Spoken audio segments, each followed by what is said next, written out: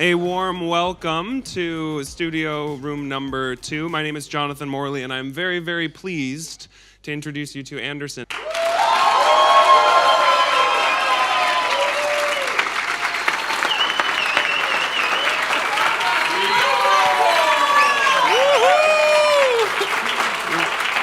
Let's go for it.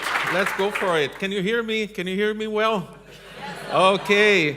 I'm so happy to be here for a number of reasons. I think that the main reason is that I see here on the crowd many familiar faces, many people that I know for a long time, and they're here as well to listen to me. Some folks from my country as well.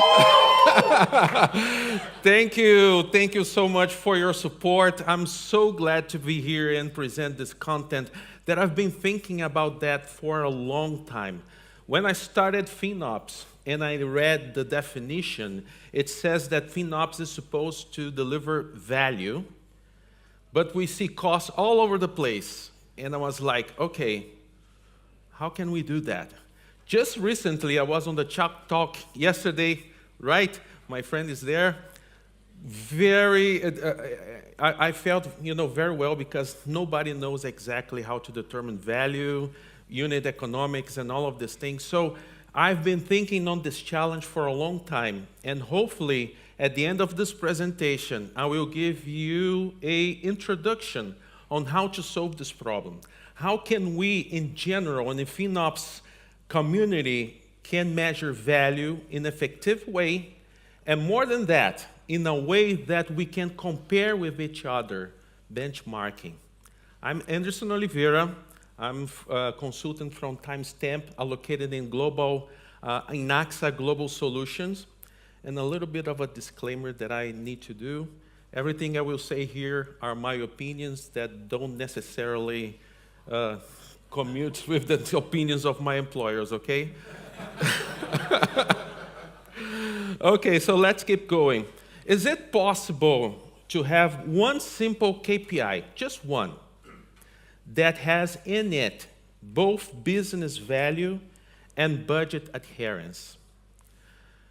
I've been in this FinOps community. I like to participate and contribute. I've been there for a long time. And everything that we do is related to business value. But my personal opinion is that the community as a whole is too much focused in cost savings. And maybe this is a reflection of the maturity of the community as a whole, okay? Because if you look on the back of your hat that we're getting, FinOps was established in 2019. So it's a pretty recent, new discipline. So maybe we're just giving the first steps on this discipline. But I'm sure that there are other companies in here that are in this journey since then and probably have already harvested the low-hanging fruits. And now you need to put much more effort to get some savings compared to what you were used to do before. All right? And if you sell FinOps internally because of the savings, probably you're going through a hard time now because there's not too much savings to do. So it's really based on value, and this is something that we as a community needs to start looking at, starting giving the first steps to, as soon as the low-hanging fruit season is over, we are able to demonstrate the value that we are delivering. So let's put a little bit of a context what I'm talking about. Here is the FinOps persona. We have us there on the middle, the FinOps practitioners. Probably there are other personas presented in here as well. Because FinOps is done by everybody, we have the allied personas and so on and so forth. But I want to address specifically the leadership, all right? The directors, CEOs, CTOs, CFOs, senior leaders in general. We must remember that they are part of FinOps as well. But unfortunately, very little has been produced to address this audience.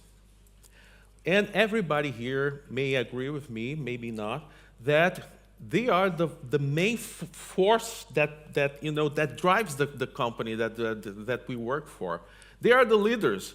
Their job is to lead, to provide the direction. But at the same time, leadership are busy people. They need to be jungle with many balls on the air or many priorities. And for them, information is gold. They need information in order to make informed decisions. So let's not forget about the product team as well. The product manager is kind of on the same position here. Let's say they need to judge what are the priorities inside their backlog. What are the features that are delivering more value compared to the cost they are having? So value becomes really the cornerstone that makes the informed decision to the management. Now, if nobody agrees of what value really means, we don't have something to base our decisions. Still in the context, okay? The framework, the KPI that I'm about to present to you guys today, and hopefully you agree with me, is within the framework on the capability called quantify business value, on the domain, sorry. And this KPI will need everything that you've got on planning, on forecasting, on budgeting, on benchmarking, and unit economics. So with that said, let's stop a little bit and think about indicators. What is an indicator? An indicator, in my opinion, is a simplification of the reality. It's simple to read, and it's used to direct decisions. Everybody here uses indexes. For example, inflation index, the NASDAQ index, S&P 500. You know, think about that. You just get one number. Regardless of what that is, it's just one number. But are you able to understand or to think that inside this number, there is lots of knowledge, lots of techniques, and also being provided by an organization that you can trust that the number that is being produced is following a certain procedure and can be repeated and can be checked, all right? So that when you get this number, this is it. For example, inflation, you have one number for one country. That's okay, but in reality, inflation can be different in a state, in a neighborhood, all right? Same thing as the other indexes, like the weather forecast. What is the forecast for today?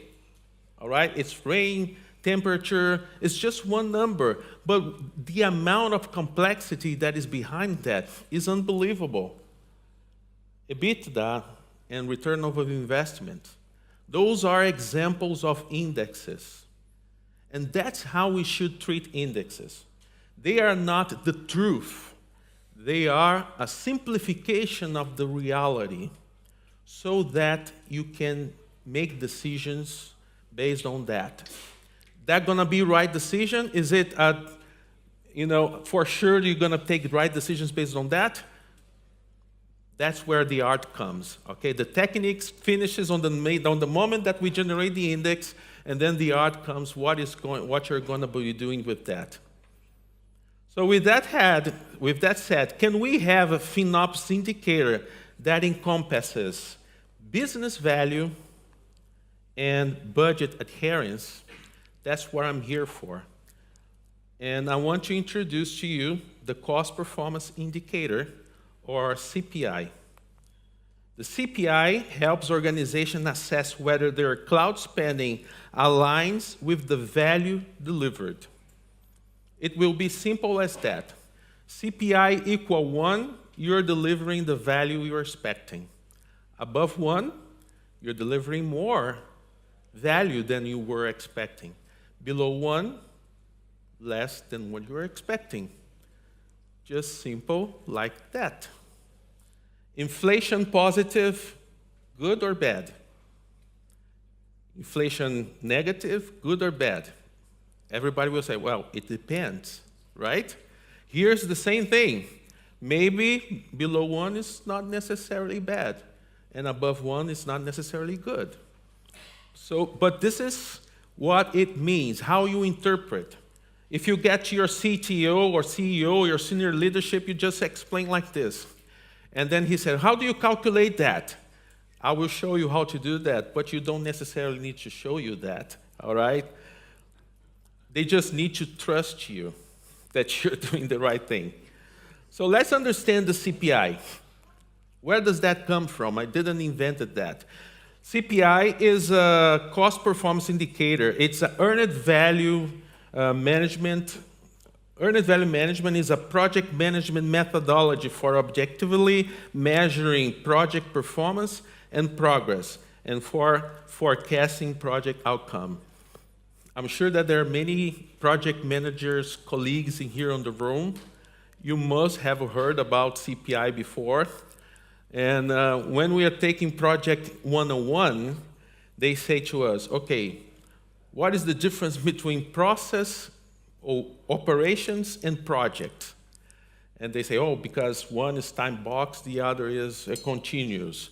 Okay, so how dare you want to put CPI in an operation? Okay, I will get there. But before that, a little bit more of a context. Earned value is there for a long time. It was invented by the Department of Defense in the 60s, and this has been mandatory technique for managing projects since then. This technique is being used for many organizations like the Department of Defense that I said, NASA, the Ministry of Defense from UK, the Project Management Institute, and many other organizations uses this same technique. And this technique, compared to what we have in FinOps, it has as an input the planning and estimating, the budgeting and the unit economics, and the output of that going to be the benchmarking and forecasting. So with this technique, you are able to put all of this together and generate one happy output. The earned value management is there to answer basically 3 questions. Where have we been? So what happened in the past? Where are we now? And where are we going? It's not a prediction, all right? It's just saying, like, if we continue on the same pace, where are we going to land? And that's where you make the decision, that point in time. Based on this, this is where we're going to land. Do you want to continue this path, or is it time to make changes? And the good thing about that is that you can have this information early on the process. You're shifting left the decisions about how you're doing with your budget, all right? And to do that, we need 3 data points. The planned value, which is the value or the amount that you have planned during your budgeting cycle. The AC that we call actual cost. And the earned value, which is the value that you earned based on your progression. So planned value is done through the budgeting process. Hopefully you are aware of this and you're implementing this. The actual cost is pretty much what we do on our day-to-day basis, you know, and there are many nice and beautiful technologies coming out there. There are a lot of people basing their actual cost on tags, on other resources, but there are new technologies coming out there that is basing that in attributes. ITAM is coming to place as well to add more metadata to this. So it's really great to see many technologies. Most of them are being presented here in this Congress. And the earned value is the calculation, which I'm going to show right now. CPI stands for earned value divided by actual cost. And what is earned value? It's planned cost times percentage of your unit economics. Do you see how things are coming together? You see how the aspects of the quantified business value is coming to play? The earned value is nothing more, nothing less than the portion of the budget that you plan for that period compared to the amount of value that you get from that same period. Okay, let's now, hopefully you're with me, okay? I'm going step by step in the story, talk about the CPI generated a little bit of anxiety on you because you would really want to see how it looks like. Now I said that it comes from project management, showed you how it calculated, and now the formula, and now I will try to give you a couple of examples. But before the examples, I want to discuss a little bit about value, how I interpret value. Yeah. So what is value? To me, value is a representation of the business desired outcome. In the past, I used to work in online marketplace, and for that business, the outcome that they were expecting was number of orders. How many orders do we have in this day, in this month, in this quarter? This is the business outcome that we were expecting. Maybe other businesses, it's not number of orders. Maybe it's number of requests, number of travels, or number of whatever you come up with in your mind. So it's something that's really unique to your business, unique to your team, unique to your product. Do you know what I mean? This is something that will require an internal analysis so that you can come up with, okay, let me stop and say, what is the desired outcome? I'm working on a company right now where we have an infrastructure, and there are so many layers on top of this structure until we get to the final product that I cannot say that my value is simply the revenue divided by the cost or something, because it's too far. It doesn't necessarily represent. This is not what the underlying system customers are expecting. So this is something that everybody internally needs to make this analysis and determine what is the business desired outcome. And how do we express the value? Unit economics. Unit economics is an expression of value in monetary terms. So when you say that you are expending X dollars per order, this is how much I am willing to pay for that number of orders. Some say that it's a efficiency number, but it can be an efficiency number. But when you think beforehand, it's just like, okay, for this number of orders, I am willing to pay this amount of cents of for this amount of orders. And sorry for taking the order as an example, but I think it's simple because everybody here does Amazon or companies or do shopping online.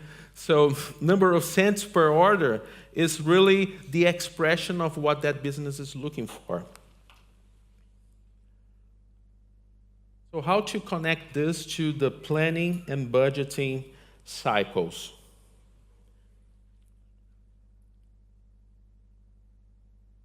Unit economics needs to be part of the budgeting and the planning process.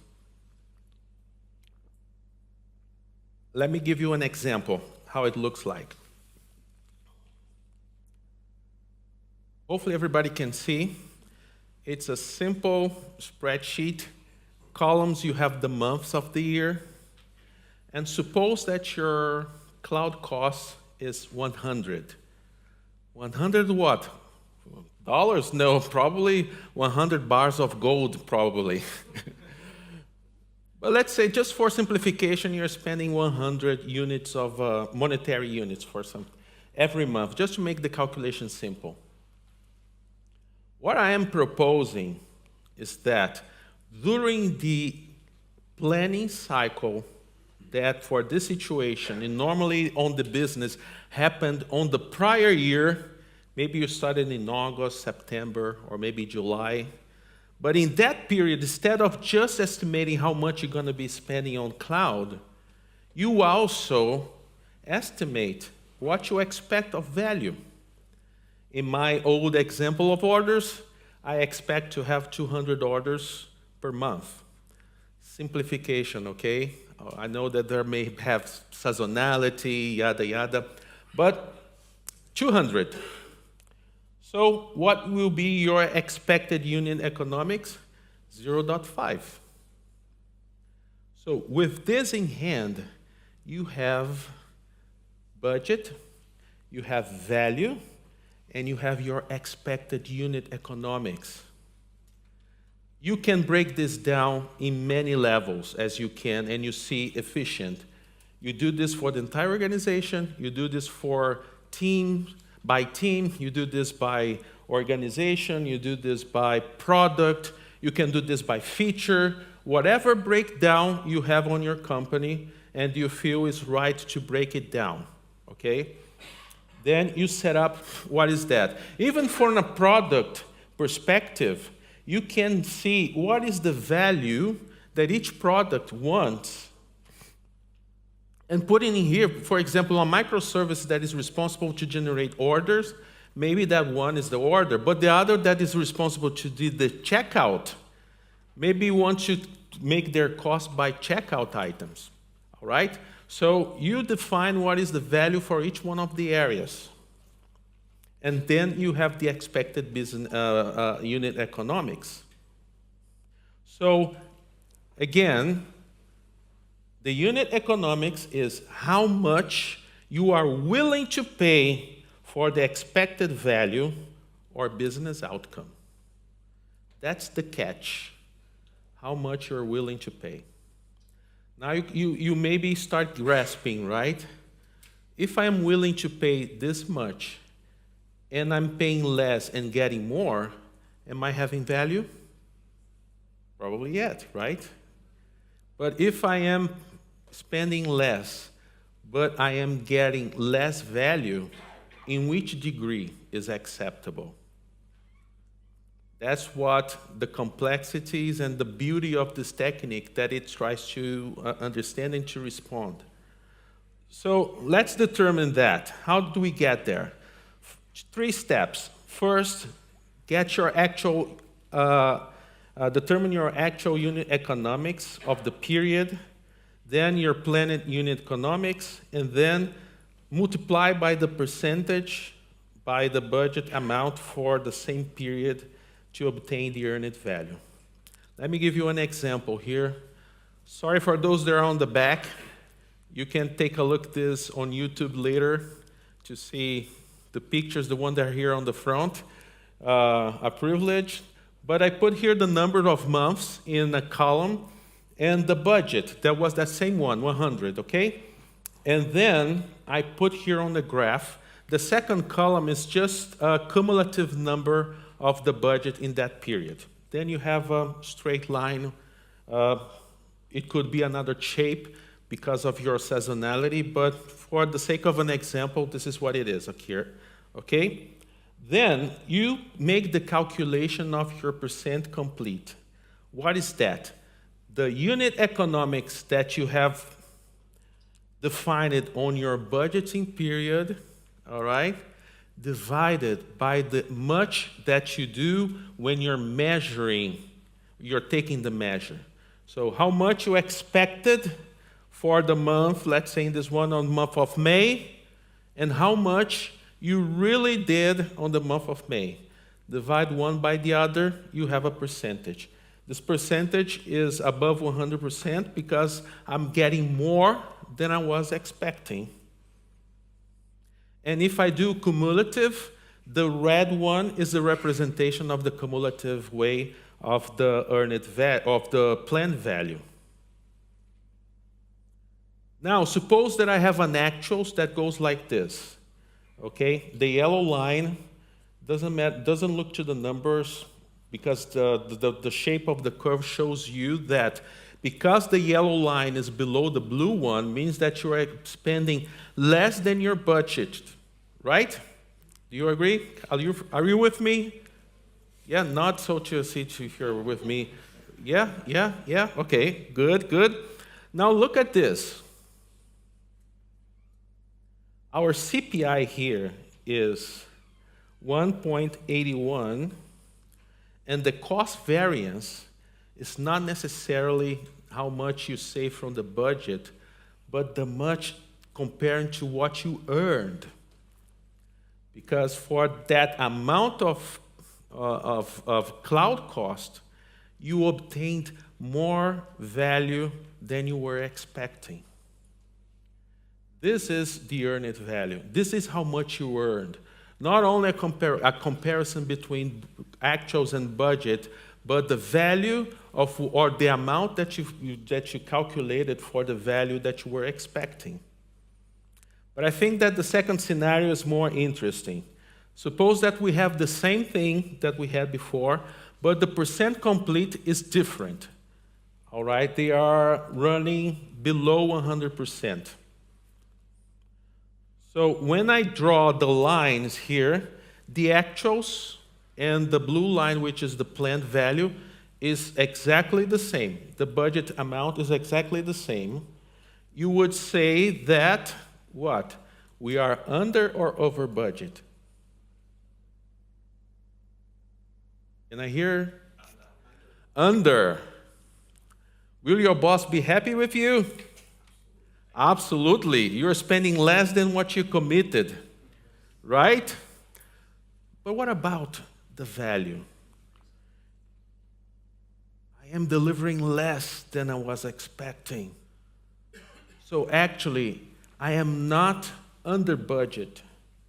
I am delivering less for the amount that I have committed for that same time. Someone may say, you're not being efficient. Okay, you can take that. But the fact is, the cloud cost is not delivering the much that it was expected. What do you need to do? It's a clear sign that we need to take corrective actions. This is a real-world example. One of the companies that I worked, I built a report very similar to any report that you can see out there, budget against actuals, and cost per cloud, and so on and so forth.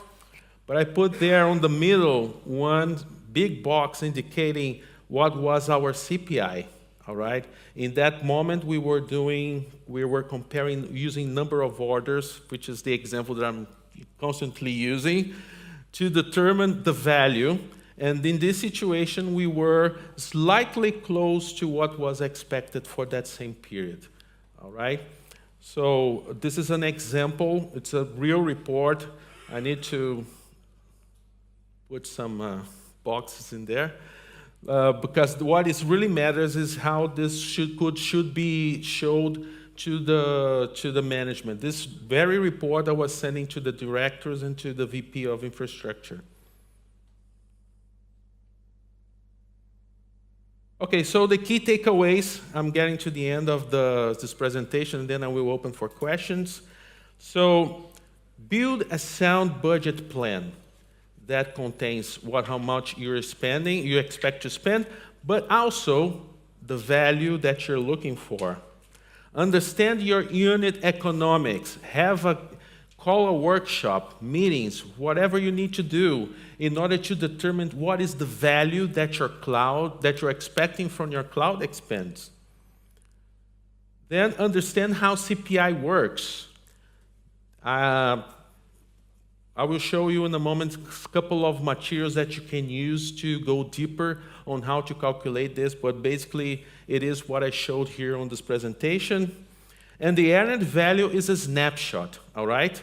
Which means it's a measure on the time, just like inflation, temperature, whatever. It's a moment in time that you take a measurement. It's not a condemnation, all right? It's a moment in time that you take a measurement and it gives you enough information for you to take action. So, in conclusion, the cost performance indicator helps leaders assess whether their cloud spending aligns with the value delivery. It helps leaders compare areas with the other areas, compare if their feature is delivering the value expected, and so on and so forth. And it includes in just one index if we are delivering the business value and if we are adhering to the budget that now includes value in it. Message for the leadership. Demand from the FinOps team the production of the CPI. The FinOps teams can produce the CPI, and flow that on the existing reports, at least this is my recommendation, to your leadership, CEO, CTO, CFO, senior leaders in general, and why not to the product managers. I just want to highlight that this is a screenshot. I am honored to announce that this technique has been accepted by the FinOps Foundation as one of the recommended KPIs. So if you search for a KPI page on the foundation, you will search the description on how to calculate that. And this is, something that makes me very happy. Hopefully all of you will be able to go there and take a look and take advantage of this. What's next? Explore FinOps EVM for forecasting. I didn't present in here, but you can also forecast using CPI. If you're a little bit into math, you probably already figured that out. But this is something that also needs to have some considerations. Shift from cost saving to value earned. I dream with the day where this community will be discussing value, and concepts of value are crystal clear. We could come to a conference like this, and you ask to this guy here, oh, what is your CPI? Oh, my CPI currently is 1.0. Okay, good. And yours? 0.75. Okay. Everybody kind of have the same idea if you're delivering value and in what degree. Intentionally discuss about unit economics. You see that this is the heart of the technique. And last, community feedback. Let's engage, start the conversation, share our experiences, make questions on how to progress in the use of this technique. My final message is, it is time to shift from cost savings to business value. The first matters, but our goal is the latter. Thank you very much.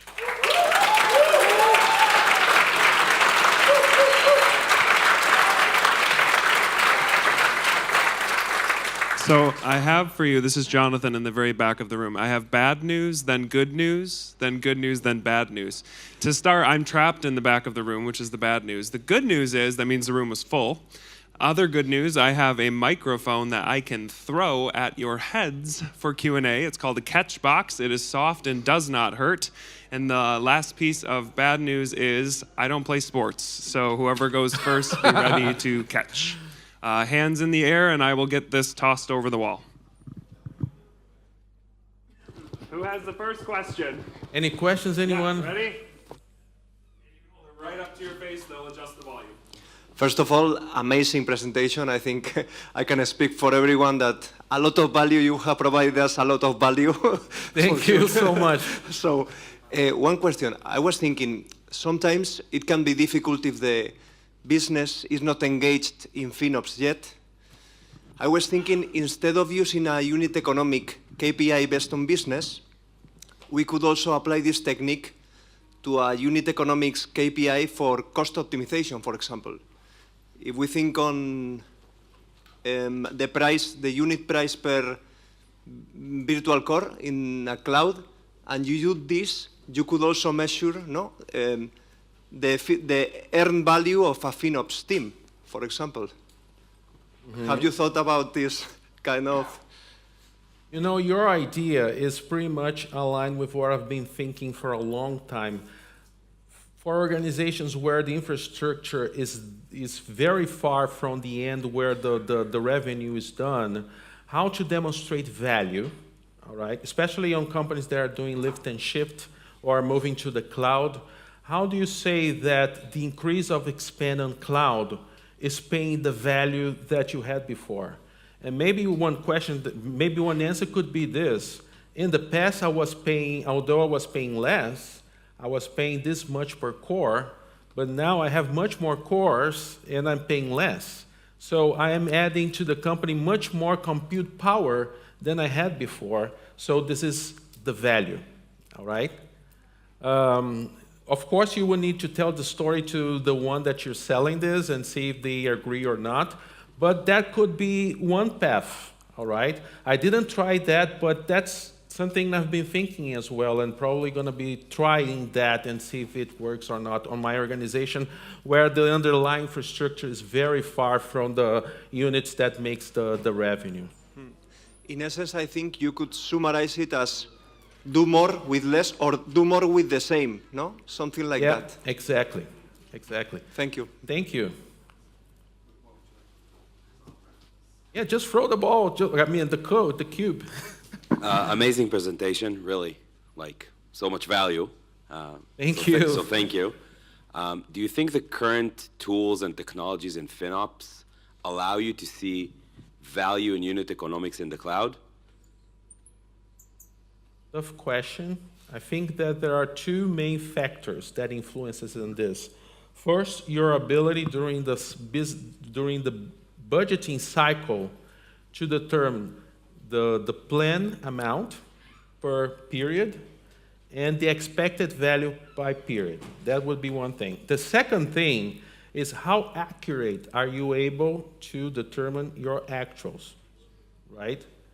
So does people agree with allocation keys?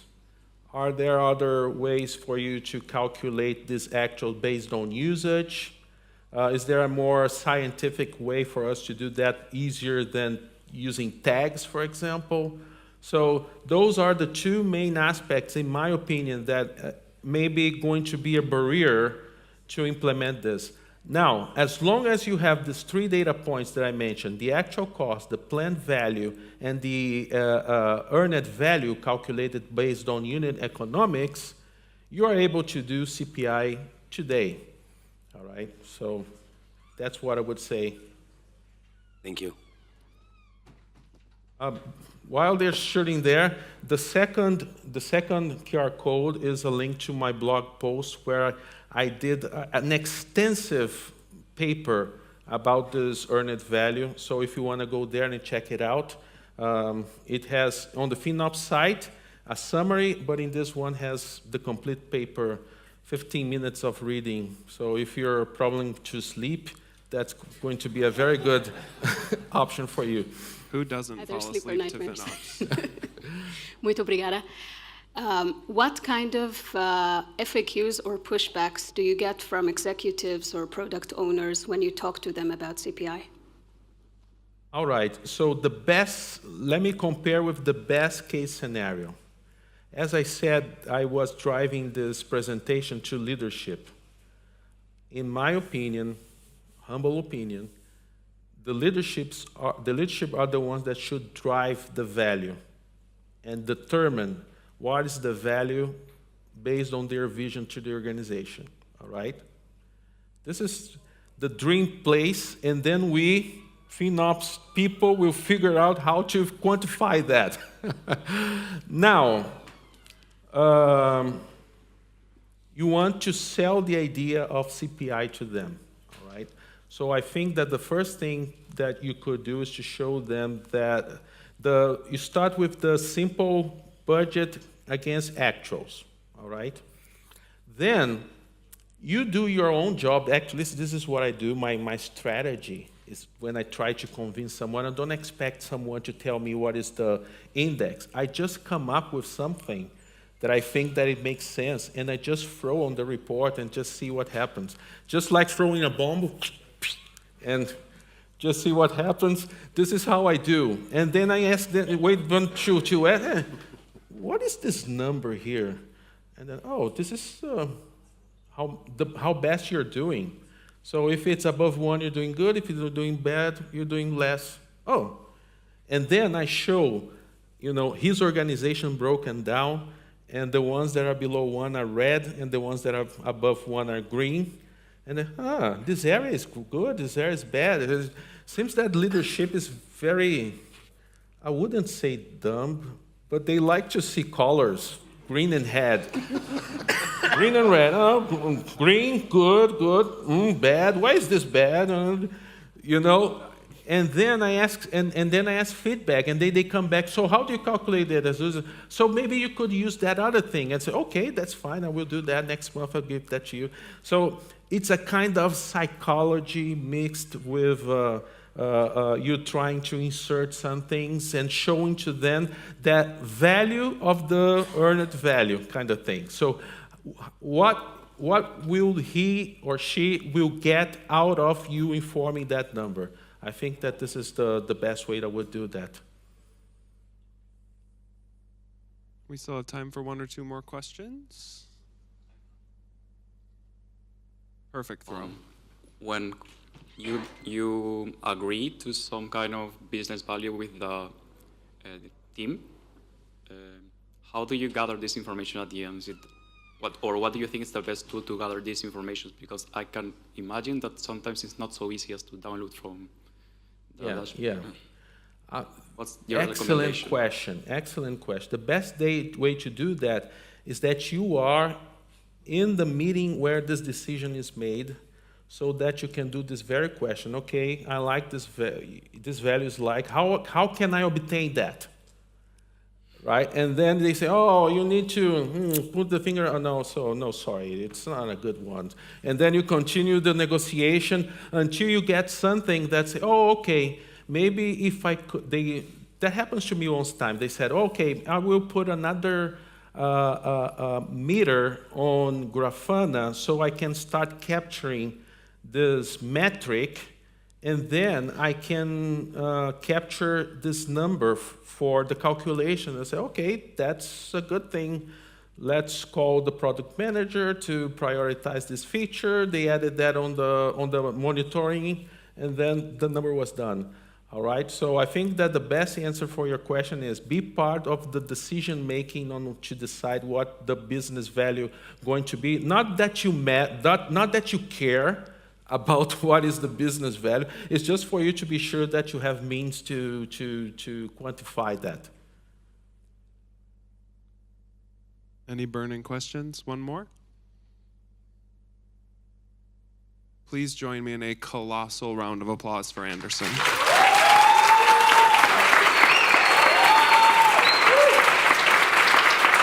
Thank you. It was really great. Appreciate it.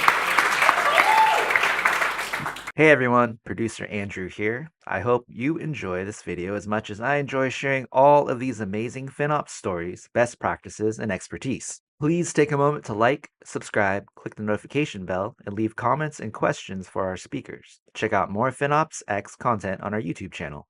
We appreciate the support.